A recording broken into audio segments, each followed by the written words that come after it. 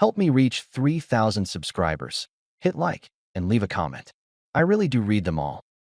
At Evan's birthday cookout, the yard was buzzing. Guys circling the grill, wives balancing paper plates on their laps. I was leaned back at the picnic table, telling a quick story about Trent at the shop dropping a drill from the ladder and swearing it was gravity discrimination. The table cracked up. Evan nearly lost the tongs. Even Monica, queen of the polite smirk, snorted into her drink. I tossed in a tag, told him I'd install seatbelts on the rafters if OSHA gave me a grant. More laughs, easy rhythm. Then Jenna leaned across the table. Her smile didn't match the others. It was sharp, not soft. She tipped her cup toward me like a referee with a whistle. Was that your joke? Don't make me feel ashamed. The air snapped quiet.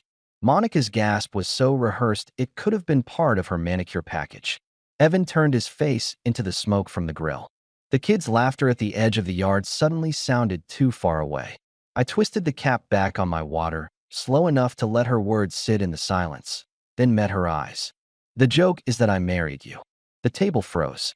The only sound was the flag rope against the pole, ticking steady and indifferent, steadier than our marriage.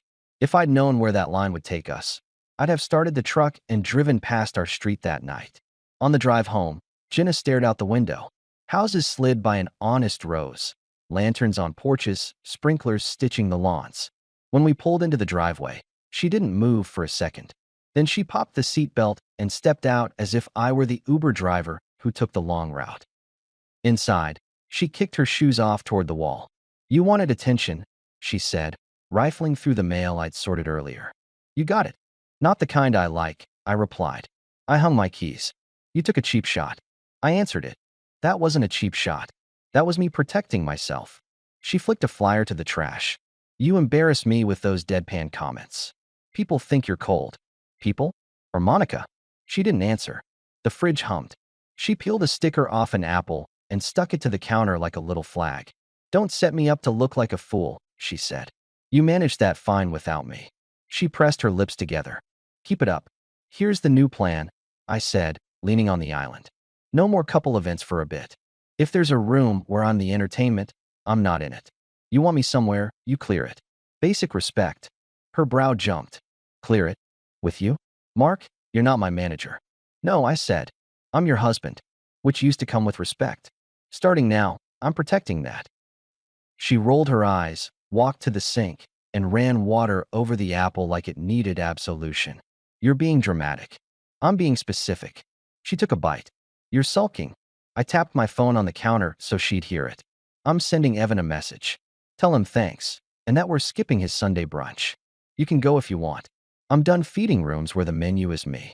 She turned, cheeks tight around the apple. You're really doing this? I typed. I am. You're punishing me to prove you're a man. No, I said, and slid the phone into my pocket. I'm removing myself from the circus. She laughed, short and without warmth. You know, you always talk about respect. It's childish. It's adult. It's the only thing in a house that doesn't automatically restock. She took another bite, then walked past me hard enough that her shoulder brushed mine. No apology. Bedroom door shut. I stood in the kitchen and listened to the empty house breathe. In the morning, Jenna put a mug in front of me. Real coffee, not the weak stuff she prefers. About last night, she started, fiddling with the spoon. Monica pokes. I reacted. Maybe I shouldn't have. That's one way to put it. I sipped. She'd added a little sugar the way I like it on weekends. I'm saying I overreacted, she said, eyes on the mug. People were watching. People usually are. I set the mug down. Boundary stance. We're off the social conveyor belt for a while. She bristled. The apology had been as light as a paper napkin, and I just used it to wrap something heavy. I promised Monica we'd help with her fundraiser Saturday. You can help. I'll be at the shop. Her voice went flat. So you're ditching me. I'm choosing where my time goes. I grabbed my lunch bag from the fridge. Shared calendar, Jenna. Use it. She followed me to the door. Don't make this a power struggle. Don't make me an audience. I shot back, not raising my voice. I stepped outside without waiting for the last word. I've learned the last word costs extra. My crew was already at the shop when I arrived. We build custom storage, garages, closets, workshops. Actual order, unlike the home I left. Renee, my project manager, has a voice that could cut rope and eyes that miss nothing. You look like you slept on a couch, she said, flipping through the day's install sheets. Worse, I replied. I slept next to sincerity. She grinned.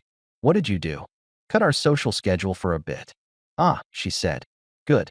She treats you like a contractor who underbids. Renee isn't sweet. She's accurate. At lunchtime, Jenna walked into the shop with a bag of takeout. She'd texted, swinging by with food, like we were a cheerful sitcom. Trent, our lead installer, eyed the bag, then me. Peace offering, he whispered. Round one, I muttered. She set the bag on my drafting table and kissed my cheek like cameras were rolling. Thought you'd be hungry, she chirped. Her tone was 2 parts hostess, 1 part press release. Thanks, I said, picking up a sandwich. We're in the middle of loading for the Mitchell job.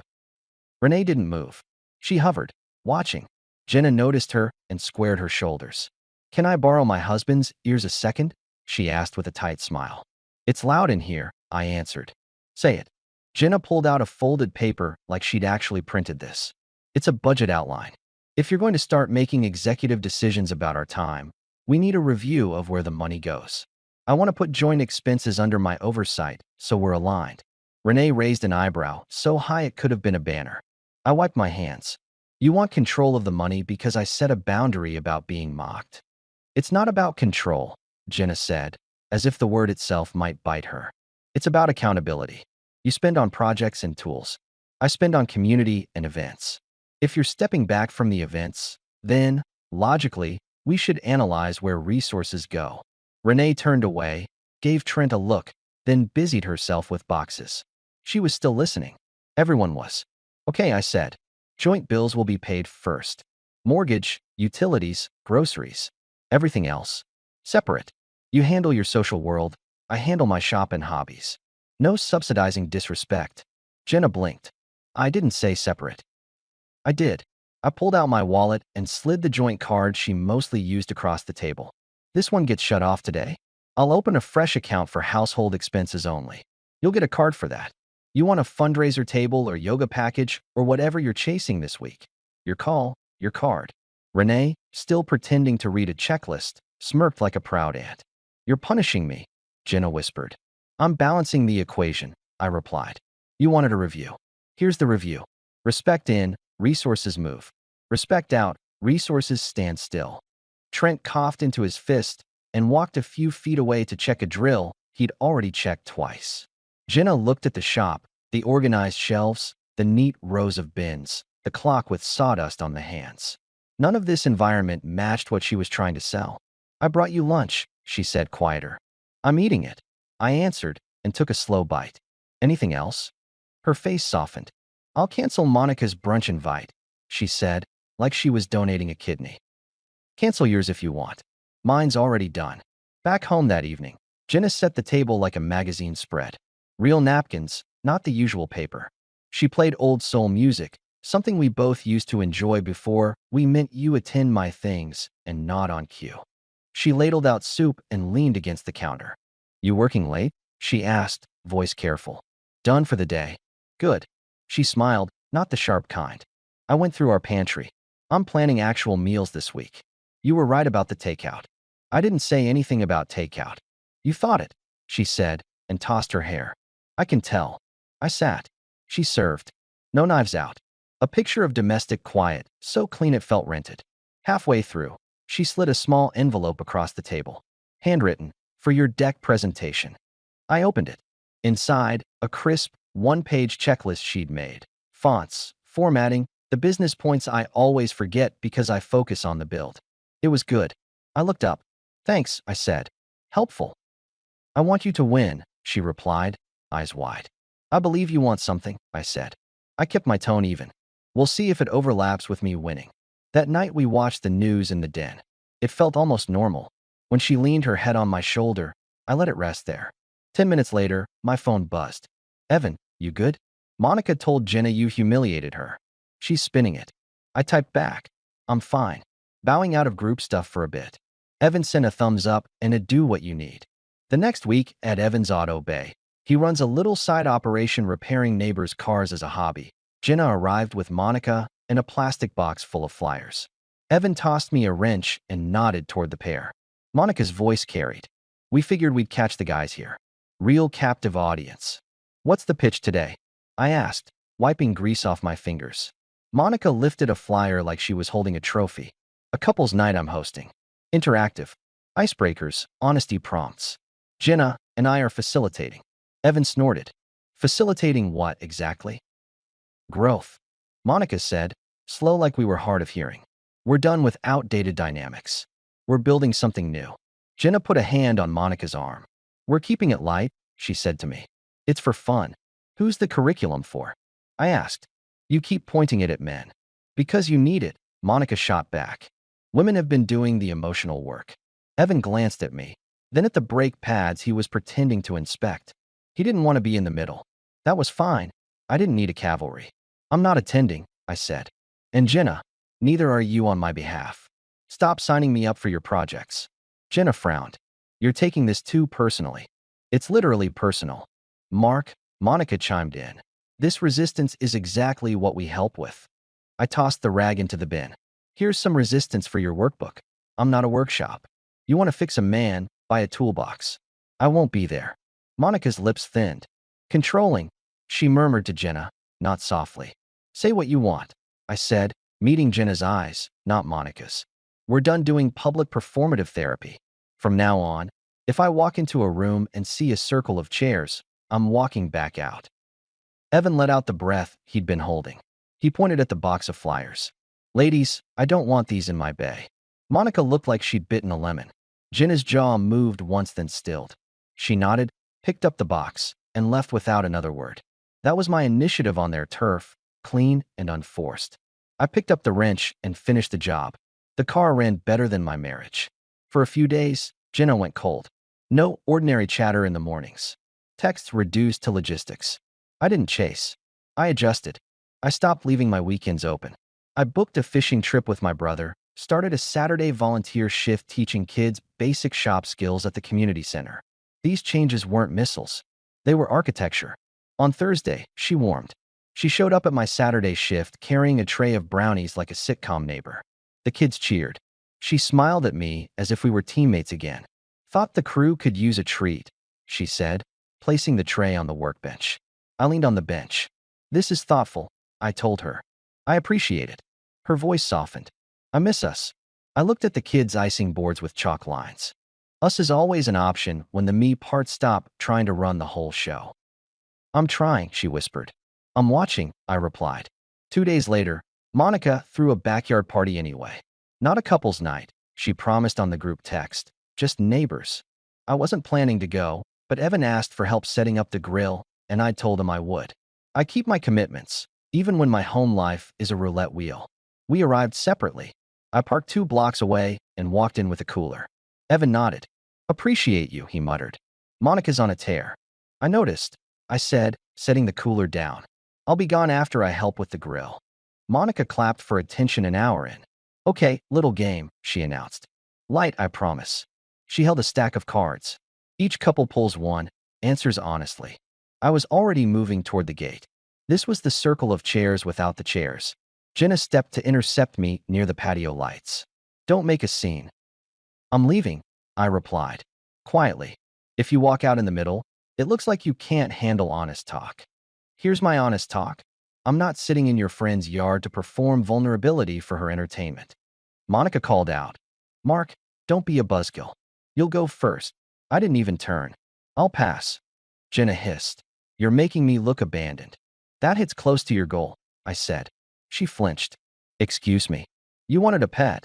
I answered, not unkindly. I'm a person. I left through the side gate, walked down the sidewalk to my truck, and sat for a minute with the windows open, listening to the party behind me. Someone laughed too loud. A lawn sprinkler switched on next door, tapping the fence like a metronome. When I got home, the porch light was off. She wanted me to fumble in the dark. Fine.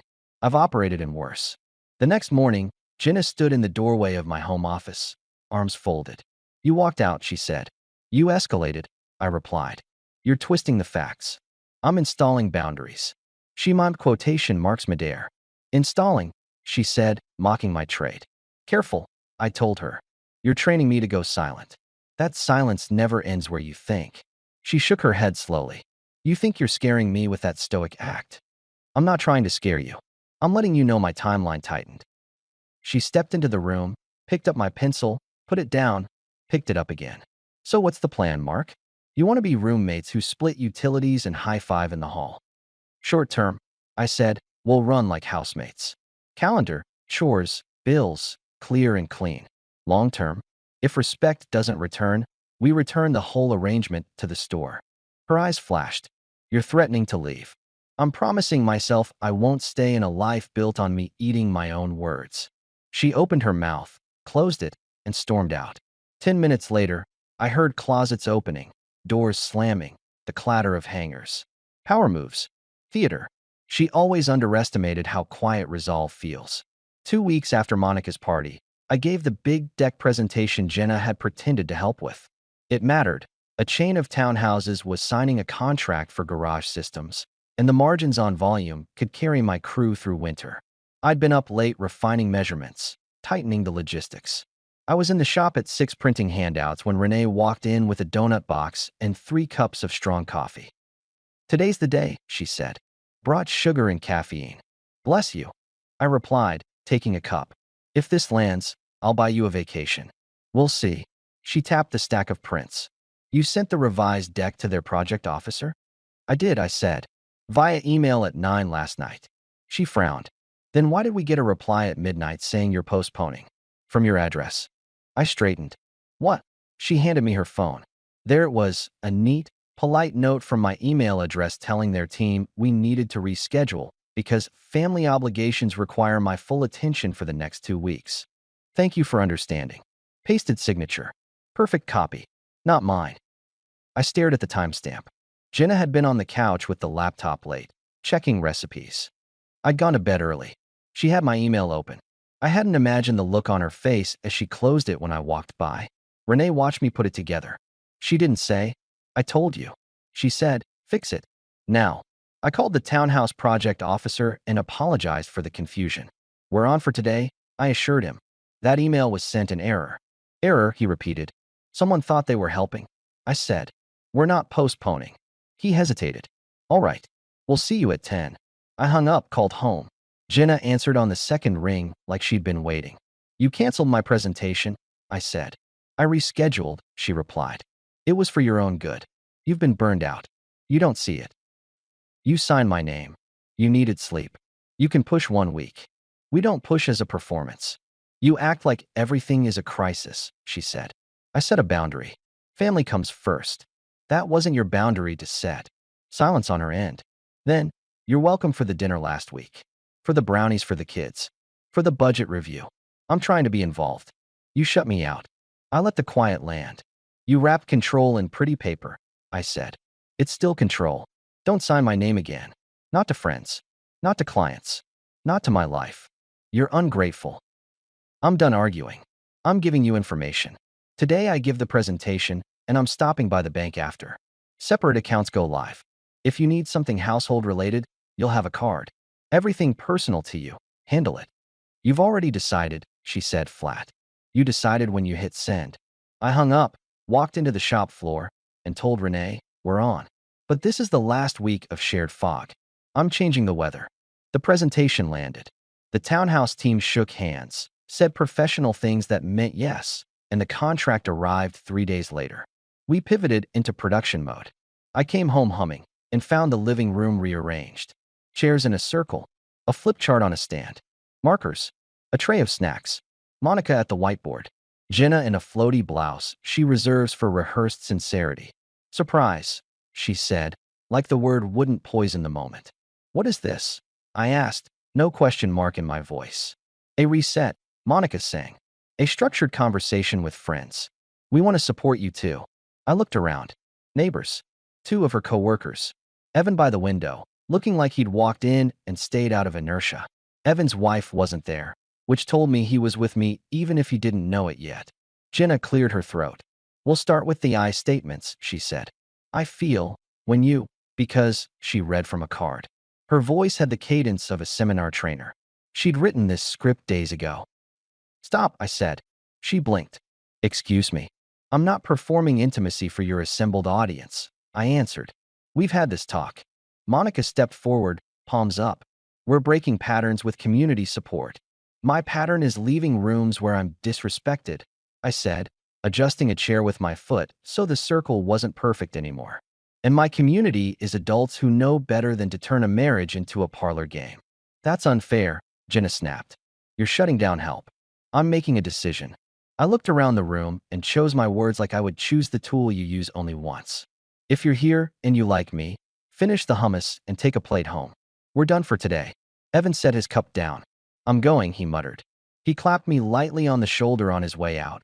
A signal, not a speech. Others followed, awkward and murmuring. Monica stood her ground with a face that could sand paint. Jenna waited until the last person left, then turned on me. How dare you? How dare you? I countered calm. You sold tickets to our life. No one bought tickets. You still stood at the door. Her lips parted. For a second I saw the girl I married. The girl who could laugh with me at funerals because we didn't have better tools. Then the switch flipped back. You're impossible, she said. You won't let me in. You make everything a test. I ask for respect, I answered. You hand me events. You didn't use my checklist for your deck, she shot back. I tried to help. You undermined the deck by canceling it, I said. That's not help. She froze. We had left the sarcasm phase. We were in the reveal. I didn't raise my voice. I didn't pace. I didn't list crimes. I put a single fact on the table with neat edges. I moved my essential tools to the shop last night, I told her. The duffel in the closet? It's packed. I signed a short-term lease on a small place near the river. Keys are in my pocket. She looked at my pocket like it was a snake. You're leaving? I'm removing myself from the role you built for me, I said. If you want a partner, you treat him like one. You want a project, buy a kit. Her eyes watered, not dramatically. She kept blinking, trying to hold on to control long enough to win the scene. So that's it. You quit. I don't quit, I replied. I end what disrespects me. It's different. She shook her head, once, like a pilot aborting a landing. You'll be back. You burn hot and cool off. You always do. Not this time, I said. I've been cooling off for a year. This is the room temperature. She crossed her arms. You won't make it alone. You're messy without me. I hired an organizer, I told her. She costs less than a circus. You're cruel, she whispered. I'm clear.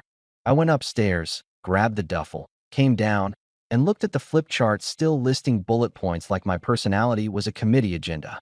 I took the marker, wrote one sentence. I'm not your project. I clicked the cap back on and left it there. At the door, I turned. You don't have to text me essays, I said. Send one sentence if you need something for the house, we still co-own. I'll handle my share. No more accounts, no more events, no more rescues. We'll talk logistics only. She looked small without an audience. You're walking away from 14 years, she said. I'm walking toward the next 14, I replied, and opened the door. Take care, Jenna. In the truck, I sat and let the quiet settle. Then I drove to the river apartment. The landlord had promised it was clean and basic. He didn't oversell it. 2 rooms, a narrow kitchen, a balcony big enough for a chair. I put my bag down, opened the window, and let real air roll in. The first week was silent in a way that spooked the part of me that had come to rely on noise to feel alive. No Monica voice invading my Saturday. No calendar invites. No checks with my name written by someone else's hand. I woke, made coffee strong and simple, worked, came home. The shop thrummed. Renee made jokes about decorating my monk cave. Trent gifted me a new level with a note taped to it, for when yours is off. Jenna texted the second day. You left your blue shirt. I responded, donate it. She sent a longer essay I didn't read because it arrived in blue bubbles rolling across the screen like an old message parade. I'd said one sentence. I meant it. She learned and started sending one-liners. Electric bill due. HOA note. Mail. Each time I answered with paid. Got it. Pick up on Thursday. We were 2 operations units while the rest of our lives uncoupled. Monica tried to call once. I didn't answer. Evan stopped by my apartment with a 6-pack of sparkling water and his own silence. He isn't great at heavy talks. He offered practical things. If you need to store bigger stuff, my bay's clear till fall. That's the kind of help men give each other. Space and capacity. After a month, Jenna asked for a meeting at the house to go over bills, and what we'd sell. I agreed. When I pulled into the driveway, the lawn was a little wild. She'd never cared about the grass. I always did. Funny how small symbols carry weight when the big things are already airborne. Inside, she had a spiral notebook open. No flip chart. No circle of chairs. She wore a plain tee and jeans. No floaty blouse. No performance. For the first time in a year, her eyes didn't dart like she was counting votes. "We should list the dining table," she said. "It's too big for me." "Agreed," I replied. "We should split the art," she went on. "You can take the framed map. I'll take the black and white photos." "Take the photos," I said. "The map is mine." She scribbled, then looked up. "You look steady." "Sleep helps," I told her. She swallowed. "I kept thinking you'd storm back in and demand we try a new program." "I don't storm." She nodded, a slow, reluctant acceptance. "I did try to turn you into something." She didn't use the word. She didn't have to. I thought if I kept pressure on, you'd fold into the shape I imagined. It's all I knew. "I prefer to stand," I said. "I can see that," she murmured. She stared at the notebook. "Would you consider?" "No," I cut in gently. "We're at logistics, not emotions." She breathed out, small and tired. "Okay." We sold the table. We split the art. We agreed on a number for the house. I hired a stager and an agent I knew from the community center, a straight shooter who didn't try to impress anyone. Jenna signed what needed signing without a flourish. Without a speech. Quiet competence arrived late. It was welcome, but I didn't use it as a reason to stay. Illusions have an expiration date if you keep your eyes open. Closing day came. We met in a bland office that smelled like lemon cleaner and formal decisions. She wore that floaty blouse again. I wore a plain shirt. We joked about the hard water spots in the old bathroom. It was almost friendly. When the keys transferred and the papers were stacked, she looked at me. "You're sure?" she said. Not a plea. A confirmation. "I'm sure," I said. "You'll do fine." "I don't feel fine." "You'll get used to it." She picked up her bag. "We made a good run," she said. "We did," I agreed. "Take care, Jenna." Outside, the sun hit my face like a truth I could use. I drove not to the apartment, but past it, to a street where a small house sat with a simple yard that needed a man who likes grass. The porch had a swing. The garage had exactly the bones I always wanted to build into a shop. I'd closed on it 2 days before. No circle of chairs to christen it. 6 months later, the shop had a waiting list. The townhouse contract led to 2 more, and the volunteer program brought in apprentices who beat half my hired guys on enthusiasm. Renee ran the schedule like an air traffic controller and had me out of the building by 6 most days whether I liked it or not. I bought a used pickup that would make my father nod. On Friday nights, I grilled in my backyard while a couple of neighbors wandered over with lawn chairs and stories about their week that didn't require a moderator. I met Dana at the community center, a teacher with a dry laugh and a fast mind who didn't try to finish my sentences. We started with coffee on a Wednesday, then added a Saturday hike.